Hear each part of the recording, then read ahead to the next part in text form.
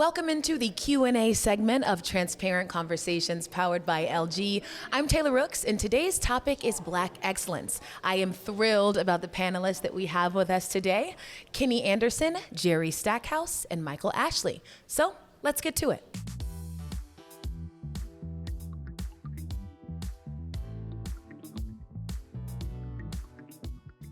First one, and whoever wants to answer can, don't feel like you all have to. How do you help keep your team and players optimistic in the face of adversity? I think for me, it's just, I'm consistent. I try to be consistent every day. I try to come in, and no matter whether it's a big win or it's a tough loss, we're still, obviously we're mad, we're disappointed, but I kind of have that cool down period, and by the time, film session rolls around and we get through that, and we do a lot of screaming and teaching and all those things, then then we're back to them. I touch them. I love them. Yeah. It's important for me to make sure that I'm physical. I'm going to touch them every day. Every one of my players, I'm going to touch them. I'm going to give them a dap. I'm going to do something just so they know that, that film session when I was getting on your butt or whatnot, that it wasn't personal. It was all about making you better. I still care about you, and I still want to see you have success. So that's important to me, because I really believe that human touch is very important, and not a lot of people had that growing up. Like I said, growing up, I felt that most houses looked like mine. They didn't look like mine. Everybody didn't have two parents in their household. They didn't have to be at home at a certain time. I had those things, and I'm thankful that I had those things, and as opposed to some of my friends that was running the same way that could go. I envied them at that time. Man, they could leave and go out and do all the things they wanted to whenever they wanted to. I wanted to do that, but I saw where they went and kind of their path and how my trajectory went, and I'm glad that I had the parents that I did. Definitely. All right, another one. How do stereotypes and societal expectations affect the mental health of Black student athletes, and how can we address these issues? With me going to school in Boston, my first 2 years, I've experienced that kind of the worst, because they never knew the true me. They just knew me as a basketball player, but they never knew that I was a kind person, a caring person. They would never come up to talk and ask about how my life was growing up and everything. And we could probably have like a similarity, but no. But this never judge a book by its cover. That's what I would say. Yeah, absolutely. Was there anything you wanted to add? I couldn't tell if you were going towards the mic. Okay. No, perfect. That was a great answer. Really great question. Jerry, I feel like you answered this some. What motivated you to join this panel today? I was motivated. This is one of the first times I'm out, using my face and everything, being able to talk from my stroke. So when they say Jerry Stackhouse, Vanderbilt was, part of this, I wanted to be a part of it. And I told my wife, she was like, you gotta go. So this is one of the first times that I'm able to, talk, talk and express myself. This is one of the first times, because that's what I'm going through right now. Just my speaking.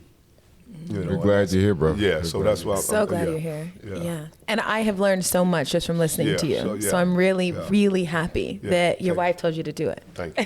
Yeah, my wife. Another great question, whoever wants to answer. Are there notable role models or initiatives within the sports community that have successfully addressed mental health challenges among student athletes?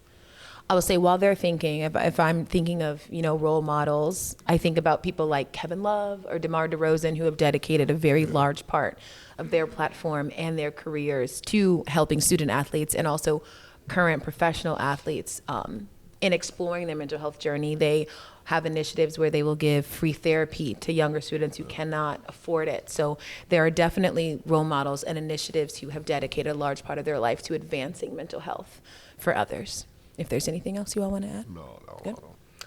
No. How can we promote mental health awareness within the Black community? Well, I think we just got to get out more.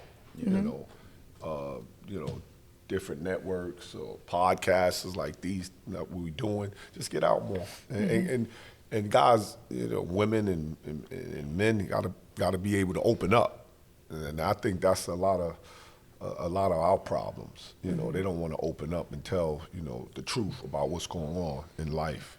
And I think that being able to have the access, I mean, everybody has a phone now, Yep. everybody has that. I mean, I think that's more so than, you know, really getting out and, you know, doing things, just being able to have these blurbs, you know, taking inserts from this, you know, from this conversation and you know, social media. I think that's a positive way that we can do it and try to reach the masses more so than, you know, little smaller pockets. I mean, everything helps, but I do think using our social platforms could be a big way of doing so.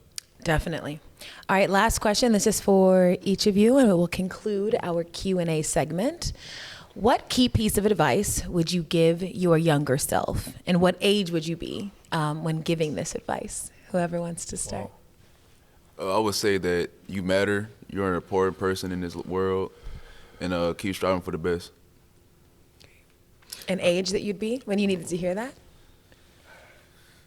I would say 14. Okay, 14-year-old. Got it.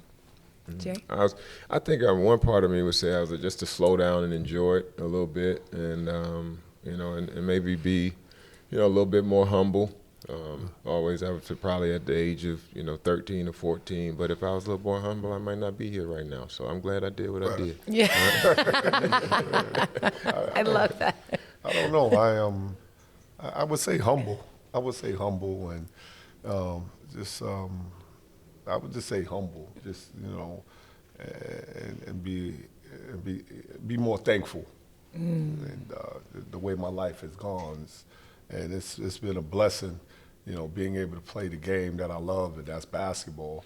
But you can't play basketball forever. Yeah. So I retired at 35. I'm 53 right now. So I had to change, and that's where, you know, that's where it's ups and downs come in at. But I was able to change, and it's a blessing. Definitely. And I say find your passion too. I think that's one thing right. I say. I mean, a lot of people, when I was, you know, left the game, there were a lot of things I was considering doing. I was considering broadcasting. I was considering joining. But what I really loved was the camaraderie that I had for so many years of being around my teammates. And I think that's the same thing that I enjoy now. Still being around my guys, being able to give from all of the great coaches and great players that I've been around and played for, and be able to share that knowledge with them. I'm fulfilled every day. Beautiful. Well, that concludes the Q&A segment of Transparent Conversations powered by LG. Thank you all for sitting those in. Please give it up for our panelists who were outstanding. And thank you so much for listening to the season premiere of Transparent Conversations powered by LG.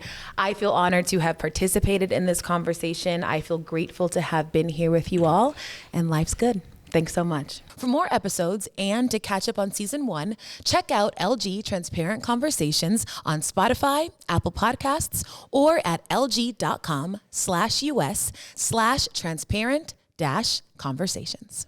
LG, life's good.